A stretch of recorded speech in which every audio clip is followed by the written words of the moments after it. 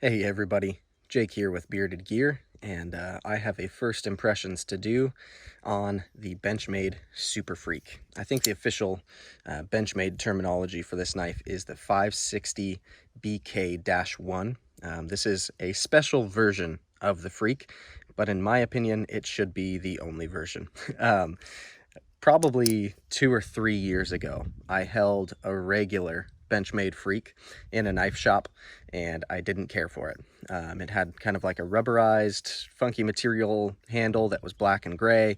I want to say the blade steel on the regular one is S30V, which is fine, but the knife just really didn't click for me at all. I was not in love with it. I felt no need to own one, and I just didn't love it. And then again, another time, I happened to handle one of the Jade G10. I think it was a sprint run. I want to say those also had M4 blade steel, but it was like the gray Cerakote instead of this black coating that you see on this one. And that one, for whatever reason, it was also new in the same knife shop, actually, I think. The action just out of the box was horrendous. It was really bad, and so for that reason I was like so disinterested in it. I couldn't have cared less. But then for a while now, I've been seeing a lot of people who I respect in the knife community, and whose opinions I'm usually in line with when it comes to knives, really praising the Super Freek. The Super Freek is essentially the production dressed up version of the Freek. This is a regular production version that you can find in stock a lot of places. As far as I know, they're still making more, and it's obviously quite different from the regular one. This one is featuring M4 blade steel. It's got this really cool layered G10 that's black and gray on the surface, and they've milled through layers as they've kind of contoured and shaped this handle, so it gives it this really cool like multicolor patterned texture, and I think it looks great. I'm not always a big fan of multicolored G10. I think sometimes it just doesn't come through that well, but on this it looks really good. And then inside you can see these internal layers of G10, which for a long time I thought were steel liners that were colored red. That's actually just red G10 in there, which I knew before I got this, but I feel like I always forget that. I always, seeing this in pictures, think that it's steel liners inside, and it's not. That's just G10 through and through. I don't know if you can see in there, maybe just barely, but there are these nested little steel liners, which they need in order to let the axis lock run and to allow the washers to travel against. So it's kind of like the bug out and the bailout, how there's those little steel liner inserts in there, but most of this construction, like literally the whole back half of the knife, there's no steel internally other than the barrel spacers, and then up here it's kind of like a skinny section. So I think that's really cool. I like that Benchmade does that on knives. I think it works on the bug out and the bailout. It means there's a little bit of flex in them because they're ultra lightweight and they're made of I forget what Benchmade calls their plastic, but it's plastic. This one being G10, however, this feels every bit as sturdy as it would to me if it had steel liners in it. I can't tell a difference in terms of the rigidity in hand. This feels absolutely solid. And G10 is a strong material. I think sometimes, because of kind of the arms race in the knife world of materials, both in handle materials and in blade steels, sometimes G10 gets a little bit left behind, but frankly, G10 is one of my favorite knife handle materials in real application. Would this knife be awesome if it was carbon fiber? Sure. In fact, the Mini Freek, which now I want because of this one that's coming soon, has carbon fiber handle scales and an S90V blade, which is awesome. But would I really prefer it over the G10? I don't know. This G10 is done so well. Like, it would be hard for me to say that I would want this knife more if it was in carbon fiber. Micarta, I also love, so I don't know, it's an interesting thing, but I think it's cool that, to me, this G10, it would be hard for me to pick another material over, because usually it would be real easy for me to say, yeah, I'd rather have that in micarta or in carbon fiber. I think that would be cooler, but this G10 is really just nailed well.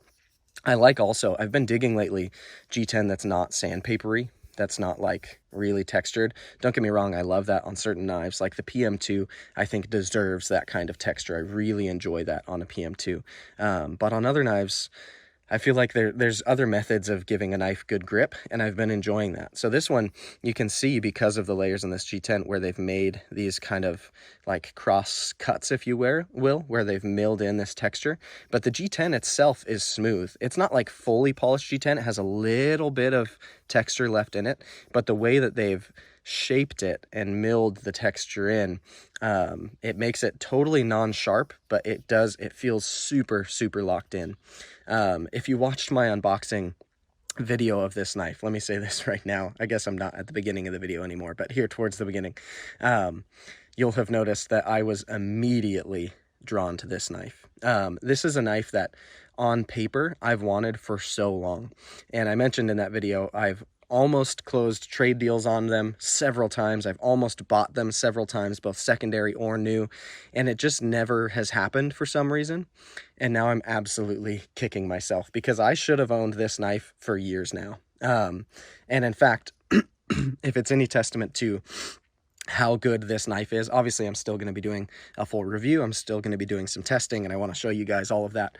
But literally, as soon as I finished filming the unboxing of this particular knife, which is on loan, shout out to my buddy DTOM Knives and Gear, Kyle, his link will be down below. As soon as I finished filming the unboxing of this, I stopped the recording, I flipped my phone vertical, I hopped on Instagram, and I DM'd Kyle to see if he was willing to sell or trade me this exact knife because I wanted it so bad. He, like a wise man, said no because he also loves this knife. So I went to River's Edge Cutlery's website and I ordered one right then and there. So I've got one of these on the way already for me to keep because I can't not have this knife even after just my first impressions of pulling it out of the box. I knew. Like I said, this is a knife that I knew on paper I should like for a long time. And I was even joking with my brother, who also has been wanting one of these for quite a while. When I told him I had one on the way to check out, I was like, it's either going to confirm that I've been right all along and I need one, or it's going to save me some money. And it did the first option. It confirmed that I've been right for quite a while, and this knife is definitely right up my alley. It's just so good. The one thing I was concerned about before getting it in hand was whether the ergos would work well for me. That's the only thing that was really iffy before having it in hand, because I knew all the materials were great. I'd seen the specs on it, so I knew I was comfortable with the weight in terms of the build and the blade length and all of that. Like the specs of this knife were right on paper. So I needed to get it in hand to know for sure. And it's funny because I had held the G10 version a while back, but I just didn't give it any attention because the first flick I gave it was terrible on that Jade G10 one. It probably just needed a pivot adjustment. I was newer to like knives as a hobby back then, but I was so disinterested in it because of the action. And then the regular version I also held so long ago and was a different handle material, and so I needed to have this one in hand. And newsflash, it's fantastic in hand. Handle grooves, like this groove here, this primary, like where your foremost finger is supposed to sit. That's a tricky game to play as a knife designer, manufacturer, because that makes it self-select a certain hand. By making a totally neutral handle with no hump there, just flat all the way across, you're making the knife fit just about everybody because there's nothing to get in the way. Like if my finger was much fatter than it is, then this would be uncomfortable because I'd be sitting on that hump there. Luckily for me, certain finger grooves really work, and this is one of them. It's a gamble for knife companies, but I can say definitively I like this handle better with that there. I do not wish that this was a neutral handle because I love that spot for my finger to sit. I love how locked in it makes me feel. I love that after that spot, instead of like a belly or a bulge, we've got this like straight line, but it does get a little fatter toward the hump of the knife here. So it's got like this positive, it keeps me locked in, keeps the knife from sliding out of my hand in this direction. And then between that kind of guard with that front groove and this little bit of a thumb ramp, I feel super locked in forward too. So like I'm not going to accidentally slide forward onto this knife. It's just not going to happen. Again, another win for Benchmade on jimping, because sometimes they do terrible at it. This one has what a lot of them do, where these little steel liners do have some jimping built into them. And if you can see, it doesn't come taller than the profile of the knife. I appreciate that. I don't want the jimping to stick out beyond the scales. I like that it's nested into the scales so that when I'm not pressing down, I can hardly feel that that's there. But when I push on that spot, my thumb locks into that jimping by pressing down on and into it. And then on here, the jimping that extends onto the actual blade itself, where this little thumb ramp is, it's nice and rounded. It's not too tight. It's not too loose. Nothing about it is sharp. It just feels really, really good. So that's well done jimping that I think I prefer that it does have the jimping. I think it works really well for the ergos and the overall function of this knife to have that little traction spot there. Usually I'm like, even if the jimping is good, I could take it or leave it. I'd be fine with no jimping. Here, I like the jimping. It's kind of like on a PM2, how there's that thumb ramp. I really like, with that thumb ramp, having some jimping coupled with it to really just lock my thumb exactly where I want it. And then, of course, if I put my thumb up for some push cuts onto the spine of the blade, it's nice and smooth. It's a great spot to put my thumb. So works really, really well there. I've only had this knife in pocket for, I don't know, last night after I opened it, and then it's just after noon now. So since I woke up this morning, this knife went right into my pocket and I've been carrying it. Like I said, I ordered one last night for myself, and then this morning I called Benchmade and I ordered 2 deep carry mini, like the same clip as what goes on the bug out and the bail out.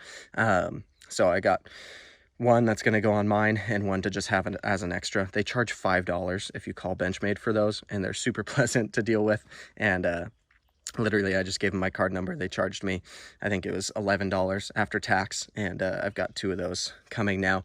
So I really, really appreciate that about Benchmade, that for literally, it's like, it's a cheap way to get a great deep carry clip. I love their mini deep carry clips. So mine is going to be getting one of those. But even with this clip, I found it carries great. It's just my preference to have deep carry, and I like specifically Benchmade's deep carry clip. But if you're not a deep carry guy, this works great. It's a well done pocket clip. The way it sits on the G10, the way the G10 is textured but smooth, it's super easy in and out of pocket, but it has great retention. It's not like it's at any risk of slipping out of pocket or anything like that. So yeah, my first impressions on this knife are clearly very, very strong. I've never had another loaner knife that I opened up and immediately bought one for myself.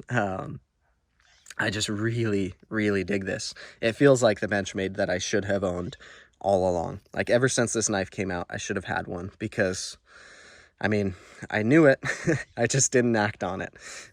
So take that for whatever you want to read into it.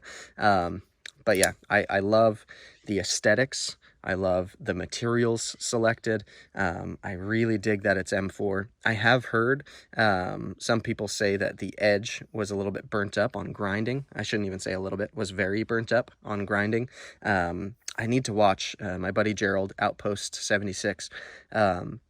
He's done a video on this knife, and someone was just telling me that he had to sharpen it like 15 times to get to the good steel, to where it was actually performing how M4 should. So I'm hoping that the heat treat or the grinding is done just a little bit better on the one that I just ordered, because being M4, it's only as good as they treated it, right?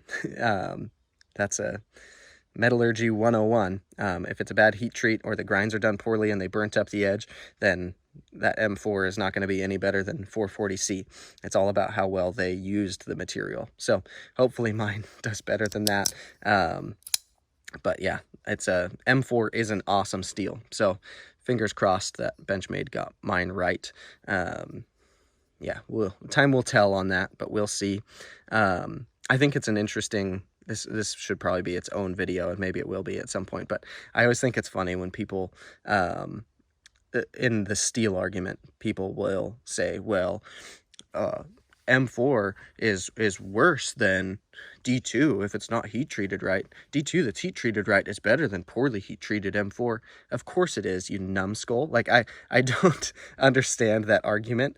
If we're talking about steels in terms of their merit, like in terms of their composition, heat treat is a separate argument altogether in my mind. I think it's asinine for people to make the argument that S35VN is the best steel ever because other steels, if they're not heat treated right, aren't good.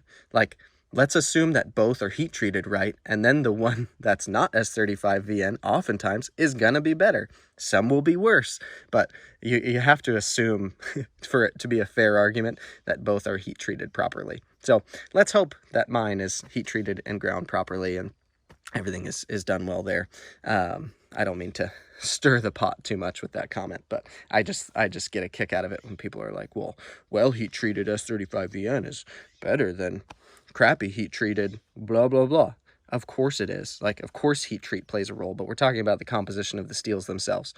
Anyways, I digress. I'm really stoked that I've got one of these on the way. I'm super pumped about it. Yeah, I'm going to have this one in my pocket until the day that mine arrives, and then this is going back to Kyle. But I'm pumped that he sent this to me to check out, and my next step is going to be doing some field testing with it. I'm going to do it on mine when it gets here instead of with his, since that only seems fair. I don't want to abuse his knife when I've got one on the way of my own, and I already know mine's going to be a keeper because I freaking love this thing. Yeah, the Super Freek is really, really good. I just think it's funny. Benchmade is one of those knife companies that I've owned a lot of. I own a few of to this day, and I find that most of the knives I get from them, I end up letting go eventually. I usually like them for a little while, or I like them on paper, and then I get them like, I had a 20CV sheep's foot griptilian. That was a great knife. I enjoyed it for a little bit, but it just didn't feel... I didn't like connect with it like I do with some other knives. And so ultimately I sold it. I had a Rift that was fine, but it definitely wasn't my favorite. Sold that. Yeah, most of the Benchmades that I experience are kind of that way. The ones that I love and hold on to are the Bug Out, now the Bailout, which I had to make a couple of edits to for me to really like it. My Bailout is a drop point, and I got rid of that horrendous backspacer abomination that they put on there. And then my only other Benchmade that's a forever Benchmade is the Sentinel, which my dad gave to me years and years ago, and he carried before he gave to me, and is like it's a forever piece because of the sentimental value to it. It's not actually like one of my favorite knives these days in terms of its construction, and like there's things about it that I have moved past in terms of what I look for in a knife, but it's well made, it's nice. I don't want to say anything mean about it. It's just not like my style per se anymore. It just has sentimental value. So it's really cool to me to have found another Benchmade that really clicks for me. Like this knife, just in my hand, in my pocket, in my head, it makes so much sense, and I really, really enjoy it. I just like this knife so much, so I'm stoked that I've got one coming, and yeah, it's super fun. It's well built. The tolerances feel tight. It's just a gorgeous knife in terms of its appearance. I really like the aesthetic choices they made on it, and it works super well. So stay tuned. I'll unbox mine probably with this one when it gets here, and then I'll be doing a kind of a field test video on that one before I get to a full review. But as you can tell, obviously I've put my money where my mouth is. First impressions on this one are solid enough that I bought one 15 minutes after opening it. So there you have it. This will be my first impressions on the Benchmade Super Freek, and it is fantastic.